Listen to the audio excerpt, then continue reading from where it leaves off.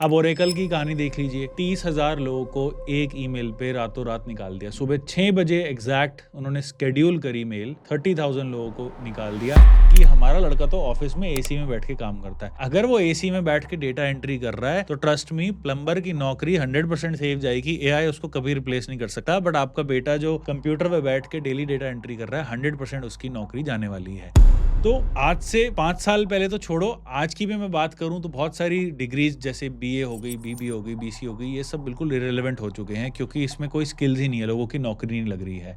और यही इस वीडियो का टॉपिक है कि हम ऐसा क्या करें कि एआई से रिप्लेस होने के बजाय we are getting and using it and getting the new job roles, जिससे बहुत अच्छी सैलरी भी हमें मिल सकती है। क्या एआई आपकी जॉब या डिग्री को इरेलेवेंट बना देगा या रिप्लेस कर देगा? ये एक बहुत बड़ा डर है और डर का माहौल इतना ज्यादा है कि हर बंदा सोच रहा है कि यार मेरी नौकरी को क्या होगा। अब ओरेकल की कहानी देख लीजिए। 30,000 लोगों को एक ईमेल पे रातों रात निकाल दिया। सुबह 6 बजे एग्जैक्ट उन्होंने स्केड्यूल करी मेल, 30,000 लोगों को निकाल दिया। एंड ये ऐसे लोग नहीं है जो बेसिक काम कर रहे हैं, सॉफ्टवेयर टेस्टिंग कर रहे हैं या एंट्री लेवल रोल्स हैं। हमारे पास ऐसी ऐसी कहानियां हैं जिनके पास 33 ईयर्स का, 34 ईयर्स का एक्सपीरियंस है। एंड ओरेकल पहली कंपनी थी उनकी जिन्होंने स्टार्ट किया। 30 साल एक कंपनी में काम किया और किसी सीनियर ने पूछा तक नहीं, किसी सीनियर ने इवैल्यूएट तक नहीं करा, कोई वार्निंग मेल नहीं, कुछ नहीं, डायरेक्ट ले ऑफ कर दिया। तो एआई के अंदर जो डर है वो एक रीजन की वजह से है। एंड अभी तो ये भी नहीं पता कि यार आज जो हम चीज कर रहे हैं वो रेलेवेंट है भी कि नहीं। पहले ऐसा होता था, जब इंजीनियरिंग के टाइम मैंने इंजीनियरिंग करी थी, उस टाइम कंप्यूटर साइंस वालों को किंग माना जाता था कि ये लोग जो हैं इनका सबसे हाईएस्ट पैकेज जाएगा, इनका रोल ही अलग हो जाएगा। एंड कंप्यूटर साइंस की कट ऑफ भी सबसे ज्यादा जाती थी। पर आज के टाइम पे सबसे ज्यादा रिप्लेसेबल कोडिंग जॉब्स हो गई है जो कंप्यूटर साइंस से ही रिलेटेड है। तो आज से 5 साल पहले तो छोड़ो, आज की भी मैं बात करूं तो बहुत सारी डिग्रीज जैसे बीए हो गई, बीबी हो गई, बीसी हो गई, ये सब बिल्कुल इरेलेवेंट हो चुके हैं क्योंकि इसमें कोई स्किल्स ही नहीं है, लोगों की नौकरी नहीं लग रही है। और एआई जिस स्पीड से आया है उसका तो क्या ही कहना। हमें आज भी लग रहा है कि बहुत सारे जो रोल्स हैं वो बिल्कुल रिप्लेस हो जाएंगे। तो 5 साल बाद तो it's gonna be very difficult to predict, but हमारे पास इतना सारा डेटा, इतनी सारी रिपोर्ट्स है कि उस बेसिस पे मैं आपके लिए ये वीडियो जो है वो बना रहा हूं। तो एआई जो है वो 40% जॉब्स को इफेक्ट कर सकता है। ये आईएमएफ की रिपोर्ट है। इसका सीधा मतलब ये है कि लोग बेकार में पैनिक नहीं कर रहे हैं, उन्हें एक्चुअली लग रहा है कि काम का जो स्ट्रक्चर है वो कहीं ना कहीं उनका चेंज हो जाएगा। अब जो वर्ल्ड इकोनॉमिक फोरम है वो ये रिपोर्ट करता है कि 86% एम्प्लॉयर्स, अभी तो मैं एम्प्लॉयज की तरफ से बात कर रहा था, बट 86% एम्प्लॉयर्स भी एक्सपेक्ट कर रहे हैं कि एआई और इंफॉर्मेशन प्रोसेसिंग टेक्नोलॉजीज जो है उनके बिजनेस को ट्रांसफॉर्म कर देगी और आगे वाले 3-4 साल के अंदर ही ट्रांसफॉर्म वो हो जाएगा। इनफैक्ट ये सिर्फ सोशल मीडिया का ड्रामा नहीं है, कंपनीज एक्चुअली इसको प्लान कर रही है कि कैसे लोगों को हटा के एआई को हम लेके आए। तो एआई कोई अब साइड प्रोजेक्ट नहीं रहा कि हाँ यार हम जो भी काम कर रहे हैं उसमें थोड़ा बहुत एआई यूज कर लेंगे। एम्प्लॉयर्स, इन्वेस्टर्स और फर्म्स इसको कोर बिजनेस में लाने के लिए पूरी प्लानिंग कर रही है और खूब सारा पैसा इन्वेस्ट कर रही है। इनफैक्ट अभी आप फंडिंग न्यूज में देखिए, जो हमारे वीसीज हैं जो स्टार्टअप्स में फंड करते हैं, सबसे ज्यादा फंडिंग आज के टाइम पे एआई स्टार्टअप्स में है।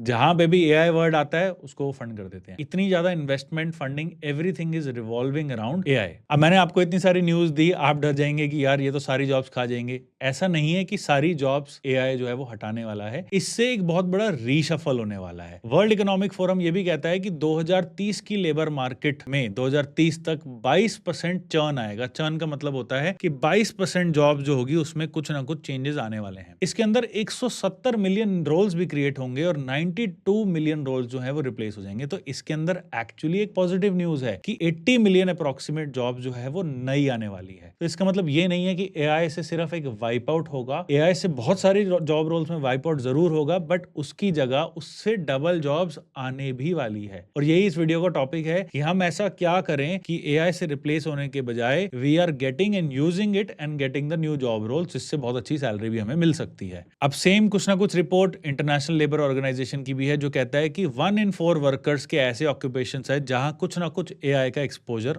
आने वाला है। बट इसके अंदर से सिर्फ 3.3% ऐसे रोल्स हैं जिनका हाईएस्ट एक्सपोजर है, मतलब जो डायरेक्टली रिप्लेस हो सकते। एंड आईएलओ को भी यही पॉइंट है कि आउटराइट एलिमिनेशन से ज्यादा आपके रोल में कहीं ना कहीं ट्रांसफॉर्मेशन होने वाला है। तो ये मैंने आपको थोड़ी सी गुड न्यूज और रीअश्योरिंग न्यूज भी दे दी है। तो इसका सिंपल मतलब क्या है? इसका सिंपल मतलब ये है कि आपका जो जॉब का टाइटल टाइटल है वो क्या पता सेम रह जाए, बट उसके अंदर का काम जरूर ट्रांसफॉर्म होगा, जरूर बदलेगा। तो एआई आपकी जो रूटीन लेयर है उसको हिट करता है, पूरी आइडेंटिटी को हिट नहीं करेगा। और अफेक्टेड का क्या मतलब है? अफेक्टेड का मतलब है कि आपका जॉब रोल एलिमिनेट नहीं होगा, बट डेफिनेटली चेंजेस तो उसके अंदर आएंगे ही आएंगे। अब बात करते हैं कि कौन से जॉब रोल्स में सबसे ज्यादा चेंजेस आने वाले हैं। सबसे ज्यादा चेंजेस जो है वो इंटरनेशनल लेबर ऑर्गेनाइजेशन के हिसाब से क्लेरिकल रोल्स के अंदर आएंगे। और ये मेरी फाइंडिंग नहीं है, ये आईएलओ की फाइंडिंग है, जिनका काम ही रिसर्च करना है। क्लेरिकल काम जहां पे रिपीटेटिव काम हो रहा है, जहां पे डॉक्यूमेंटेशन बहुत ज्यादा है। जैसे मैकेनिकल में मैं आपको एक बात बताता हूँ, एक क्वालिटी मैनेजमेंट का एक बेसिकली रोल होता है क्वालिटी इंस्पेक्टर का। उसका काम क्या होता है? जैसे ये पार्ट है मेरे पास एक पड़ा हुआ है रैंडमली, इस पार्ट का रेडियस उसको मेजर करना है, हर पार्ट का 1000 पार्ट्स का, और उसको एक शीट में डालना है। अब ये काम के लिए मैं एक बंदा रखूं, इससे अच्छा I can just put a camera, visual inspection जिसको बोलते हैं। और ऐसे कैमरा लेजर मार्किंग आ चुकी है जो विजुअली उसको इंस्पेक्ट करेगा और ऑटोमेटिकली डेटा फीड करेगा आपके कंप्यूटर में। अब मुझे एक बंदे के बजाय मैंने एक सिस्टम रख दिया जो 24 घंटे मेरे लिए काम कर सकता। अगर आपका काम रिपीटेटिव है, प्रिडिक्टेबल है, आपका उसमें कुछ खास दिमाग नहीं लग रहा, डॉक्यूमेंटेशन हैवी है, तो वो रिप्लेस होने के चांसेस उसके अंदर बहुत ज्यादा है। मैकेनिकल में एक और, मैं क्योंकि मैकेनिकल फील्ड से हूं इसलिए मैं सबसे ज्यादा एग्जांपल इसी के दे पाऊंगा। जैसे एक मशीन होती है पावर प्रेस। पावर प्रेस क्या होती है? उसके अंदर शीट मेटल का पार्ट होता है, ऊपर से मशीन आती है, पंच करके उसको निकालती है। अब पावर प्रेस ऑपरेटर क्या करता है? वो नए नए शीट मेटल के ब्लैंक उसमें रखता जाता है। अब आप देखिए उसका कितना ज्यादा रिस्की रोल है, और बहुत लोगों के इसमें हाथ उंगलियां कट जाती है बिकॉज वो प्रेस आके उनके हाथ पे गिर जाती है। तो इसको एआई एंड ऑटोमेशन 100% रिप्लेस करेगा। एक इंसान के बजाय एक रोबोटिक आर्म रखेगा जो पावर प्रेस के अंदर चीज डालेगी और निकालेगी। और उस बंदे का भी क्या दिमाग लग रहा है इसके अंदर? वो 10 साल से एक चीज को डाल रहा निकाल रहा है, उसका कुछ यूजेज ही नहीं आ रही है, जबकि क्या पता उसमें ब्रेन कैपेसिटी और आईक्यू इतना ज्यादा अच्छा हो कि वो उससे कुछ और बेटर काम कर सके। तो एआई डेफिनेटली अगर आपके काम में रेपिटेशन आएगा तो आप मान के चलिए कि 99% चांस है कि कहीं ना कहीं आपके जॉब में उसका इफेक्ट आने वाला है। WEF जो वर्ल्ड इकोनॉमिक फोरम है वो भी यही कहता है कि कैशियर्स हो गए, क्लर्क्स हो गए, एडमिनिस्ट्रेटिव असिस्टेंट हो गए, एग्जीक्यूटिव सेक्रेटरी हो गए, प्रिंटिंग वर्कर्स हो गए, अकाउंटेंट्स हो गए, ऑडिटर्स हो गए, ये सारी जो ऑफिस जॉब्स हैं, खासकर इंडिया में क्या होता था, लोग कहते हैं कि हमारा लड़का तो ऑफिस में काम करता है। एंड एक कारपेंटर और प्लम्बर को एक लेबर कैटेगरी में इंडिया में माना जाता है। लोग उसको बहुत ज्यादा बढ़ावा देते हैं कि हमारा लड़का तो ऑफिस में एसी में बैठ के काम करता है। अगर वो एसी में बैठ के डेटा एंट्री कर रहा है तो ट्रस्ट मी, प्लम्बर की नौकरी 100% सेव जाएगी। एआई उसको कभी रिप्लेस नहीं कर सकता, बट आपका बेटा जो कंप्यूटर पे बैठ के डेली डेटा एंट्री कर रहा है, 100% उसकी नौकरी जाने वाली है। तो एआई जो है वो बहुत बड़ा इन लोगों के लिए चेंज ला सकता है। और ये चीज मैं नहीं, अपने एक्सपीरियंस से WEF भी यही चीज कह रहा है कि जहां पे आपका रिपोर्टिंग हैवी काम है, शेड्यूलिंग हैवी काम है, जजमेंट सपोर्ट बहुत कम है, प्रिडिक्टेबल काम है, बार बार वही चीज रिपीट हो रही है, उसके अंदर कोई बहुत बड़ी बात नहीं कि एआई उसको रिप्लेस ना कर सके। अब अगर आपका रोल रिप्लेसेबल है तो आगे करना क्या है? मैं सिर्फ ये वीडियो नहीं बनाता कि भाई मैं आपको सारी प्रॉब्लम्स बता दूं, मैं उसके साथ आपको सोल्यूशन भी बताने वाला हूं। अब इसके अंदर भी वर्ल्ड इकोनॉमिक फोरम ये कहता है कि वर्कर्स जो हैं उनके 39% कोर स्किल्स 2030 तक के चेंज होने की एक्सपेक्टेशन है। इसका मैं आपको एक एग्जांपल देता हूं, कंटेंट राइटिंग। पहले एक रोल होता था अलग से कंटेंट राइटर का। बहुत सारे लोग ऐसे हैं, मेरे स्कूल में भी ऐसे बहुत सारे लोग थे जिन्होंने इंग्लिश ऑनर्स ली, एंड मैं सोचता था कि इंग्लिश ऑनर्स क्या करेगा भाई, मतलब वो या तो इंग्लिश पढ़ाएगा, बट उसमें एक रोल होता था कंटेंट राइटिंग का, वो लोग आर्टिकल लिखते थे। आज वो रोल खत्म हो चुका है बिकॉज कंटेंट राइटिंग हमारे लिए चैट जीपीटी कर रहा है। हम उसको हिंदी, इंग्लिश, किसी भी लैंग्वेज में, भोजपुरी में भी बोलोगे कि भाई हमारे लिए लिख दो आर्टिकल, तो वो बहुत बढ़िया आपके लिए लिख देगा। तो कंटेंट राइटिंग जो है वो बिल्कुल रिप्लेस हो चुका है। ऐसे ही वर्ल्ड इकोनॉमिक फोरम कहता है कि 39% ऐसी कोर स्किल्स हैं जो बिल्कुल एआई वाइप आउट कर देगा। अब इसमें फास्टेस्ट ग्रोइंग स्किल्स कौन सी है? अब 39% तो हमने बोल दिया स्किल्स ऐसी है जो रिपीटेबल टास्क वाली है, अकाउंटेंट हो गए या आपके रिसेप्शनिस्ट हो गए, सब रिप्लेस होंगे, टिकट कलेक्टर्स हो गए, व्हाटएवर। कौन सी ऐसी स्किल्स है जो एक्चुअली ग्रो कर रही है? क्योंकि ऐसा तो है नहीं कि सब कुछ डाउन ही जा रहा है। फास्टेस्ट ग्रोइंग स्किल्स में है AI and big data, network, cyber security and technology literacy. ये सब टॉप में है, जहां पे साथ में आपकी एनालिटिकल थिंकिंग भी लगती है। तो बेसिकली सिर्फ डिग्री नहीं है जो आपको एक जॉब दिला देगी, आगे कुछ ना कुछ आगे एनालिटिकल थिंकिंग का काम आपको करना ही पड़ेगा अपने जॉब रोल में, जिससे आगे वो बहुत ज्यादा सिक्योर हो जाएगा। खासकर एनालिटिकल के साथ साथ जहां आपकी जजमेंट भी लगे। अब इसका प्रैक्टिकल मतलब क्या है कि जहां आपकी कम्युनिकेशन की रिक्वायरमेंट है। फॉर एग्जाम्पल मैं अपना ही एग्जाम्पल देता हूं कि मुझे एआई AI एजेंट्स बिल्कुल पसंद नहीं है। जैसे मैं अगर टिकट बुक कराता हूँ मेक माई ट्रिप ने आगे AI एजेंट दे रखा है, किसी से बात करनी हो AI एजेंट से बात करूँ, मुझे वो बात करना बिल्कुल पसंद नहीं है, क्योंकि 99% उसके अंदर मेरे कुछ ऐसी क्वेरी होती है जो एक इंसान ही क्लियर कर पाता है। तो वो अल्टीमेटली मुझे एक एजेंट से कनेक्ट कराते हैं, वही मेरी बात समझ पाता है। तो जहां इफेक्टिव कम्युनिकेशन चाहिए वहां पे ह्यूमंस की प्रेजेंस होनी चाहिए, एनालिटिकल थिंकिंग हो, ऐसे डिसीजन लेने हैं। जो AI जो डिसीजन लेता है वो हमेशा मैथमेटिकल लॉजिकल डिसीजन लेता है। ह्यूमंस जो डिसीजन होते हैं वो mathematical logical as well as emotional decision लेते हैं। तो जहां आपकी एनालिटिकल थिंकिंग है, डिजिटल फ्लुएंसी है, AI टूल्स का यूज करने वाले भी तो लोग चाहिए, अपने आप तो चीजें होगी नहीं। एंड जहां पे आपका प्रूफ ऑफ वर्क चाहिए वहां पे AI जो है वो लोगों को रिप्लेस नहीं कर सकता। जहां पे एक्सपीरियंस हो, प्रूफ ऑफ वर्क का मतलब एक्सपीरियंस है। जैसे एक लेट्स सपोज एक ब्रिज बन रहा है, वहां पे एक सीनियर सिविल इंजीनियर चाहिए होता है, तो AI अपने आप तो ब्रिज बना नहीं देगा। जो एक सिविल इंजीनियर सीनियर इंजीनियर का हजारों उसका घंटों का एक एक्सपीरियंस जो इकट्ठा हो रखा है, वो एक AI मॉडल रिप्लेस कर ही नहीं सकता। बिकॉज जो प्रैक्टिकल उस बंदे ने देखा है, हर चीज डॉक्यूमेंटेड नहीं होती। ये भी आप चीज समझिए कि AI मॉडल जो ट्रेन हो रहे हैं वो सिर्फ ट्रेन हो रहे हैं जो चीजें आपकी इंटरनेट पे अवेलेबल हैं। हजारों ऐसी चीजें हैं, लाखों ऐसी चीजें हैं जो इंटरनेट पे अवेलेबल नहीं भी है। तो वो जब अवेलेबल ही नहीं है तो AI को उसका डेटा ही नहीं पता। तो एक्सपीरियंस के साथ जो वैल्यू आती है वो चीज AI रिप्लेस नहीं कर पाता इतनी इजीली। तो इसी पे और बात करते हैं कि कौन से ऐसे रोल्स हैं, जॉब ट्रेड्स हैं जो AI प्रूफ है, मतलब काफी हद तक AI प्रूफ है। तो इसके अंदर जो डेवलपिंग कंट्रीज में जो AI का, जैसे वर्ल्ड बैंक कहता है कि डेवलपिंग कंट्रीज में जहां AI का इम्पैक्ट है वो काफी स्लो हो सकता है, क्योंकि वहां पे मैनुअल काम ज्यादा हो रहा है। तो ये एक एक्चुअली एक ऐसी चीज है जिसको हम कहते हैं कि ये देश तो पिछड़ा हुआ है, मैनुअल काम कर रहा है। एक्चुअली उनका ये बेनिफिट आ गया कि AI उसको रिप्लेस कर ही नहीं सकता। जैसे मोटर व्हीकल मैकेनिक्स है, वो बहुत मीडियम लो एक्सपोजर में आते हैं, वो मोटर रिपेयर मैकेनिक्स का भी AI उसका ऑटोमेशन उसमें आ ही नहीं सकती। तो वहां चीजों पे AI जो है उसको रिप्लेस कर ही नहीं सकता। दूसरा, ऐसी स्किल्स जहां पे एम्पैथी है, जजमेंट है, एथिक्स है, प्रेजेंस ऑफ माइंड रिक्वायरमेंट है, हाई स्टेक जजमेंट्स है, वहां पे भी AI जो है it is not possible to replace humans. और ये भी एक MIT स्लोन की एक स्टडी है। दूसरा, जितनी भी हमारे ब्लू कॉलर जॉब्स हैं, जैसे प्लम्बर्स हो गए आपके, या आपकी नर्सिंग हो गया, कारपेंटर्स हो गए, ये तो बिल्कुल ही AI प्रूफ है, यहाँ तो बिल्कुल भी एक्सपोजर नहीं है। बट ये सारे रोल्स जो है मैंने आपको बताए, अब आप कहोगे तो लेबर वाले रोल है, अब अपना काम छोड़ के घर तो बनाएंगे नहीं, गड्ढा तो खोदेंगे नहीं, ये सब काम तो पहले लेबर क्लास लोग करती है। There is this stigma in India कि क्लास स्पेसिफिक काम हम करेंगे। ऐसा नहीं है कि सिर्फ ब्लू कॉलर जॉब जो है जो AI प्रूफ है। There are many high end high stakes job जहां पे आपका AI प्रूफ का नेचर है वो बहुत ज्यादा रिफ्लेक्ट करता है। जैसे कि सर्जन हो गए या डेंटिस्ट हो गए। अब एक सर्जन जो है, बहुत सालों से आप सुन रहे होंगे कि रोबोट्स आ गए हैं जो सर्जरी कर रहे हैं, बट ट्रस्ट मी, रोबोट का 10 से 20% काम ही होता है सर्जरी करने में। Otherwise there are always surgeon present